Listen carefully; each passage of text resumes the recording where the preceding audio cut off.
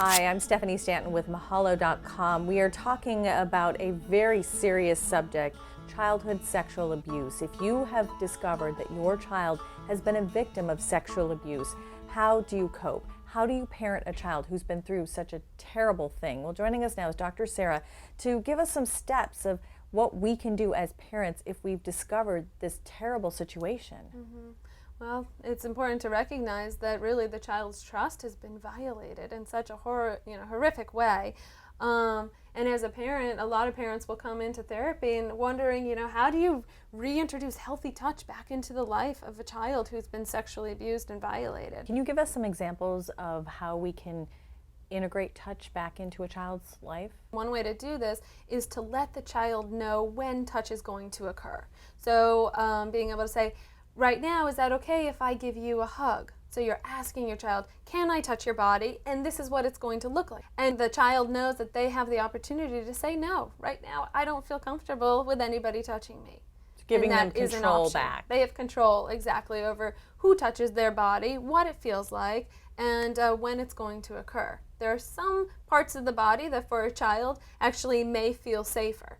So for a parent, again, who's going to be integrating healthy touch, they may start by saying, okay, can I just give you maybe a foot massage, and starting by just like gently touching their feet and saying, okay, I'm just going to hold your feet now. And the feet may feel like a safer area opposed to the child's torso being touched, starting with the feet and starting there. And again, as a parent, you have to be patient and going slowly and recognizing what feels comfortable for your child and what doesn't feel comfortable with your child, and knowing that it's okay to set boundaries and to allow your child to set boundaries in terms of what they want the touch to look like and feel like. Yeah.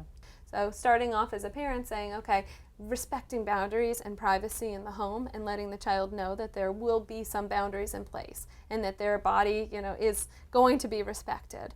There are some resources, including books, that parents can use with their kids that help them recognize body boundaries. This is important for a child who's been sexually abused because sometimes some parents will see that the children are then inappropriately touching other children at school. So they're, you want to send the message that a child needs to help protect their own body, but also to respect other people's bodies as well. Is it appropriate to get the child to try to talk about it?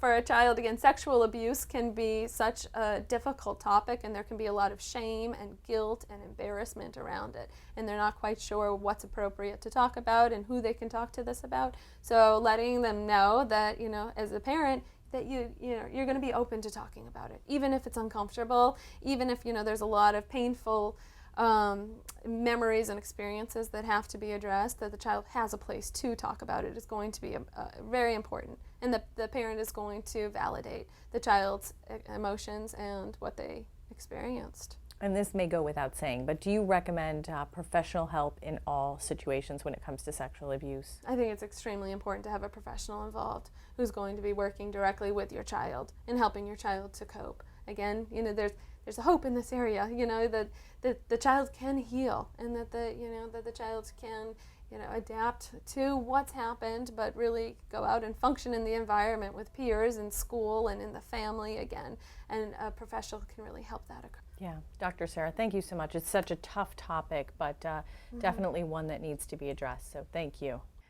If you'd like more information about any of the topics discussed, you can click on any of the links you see here. You can also subscribe to Mahalo Parenting, or you can send us a request at requests@mahalodotcom if you'd like a specific answer to a specific parenting question. Thanks so much for watching.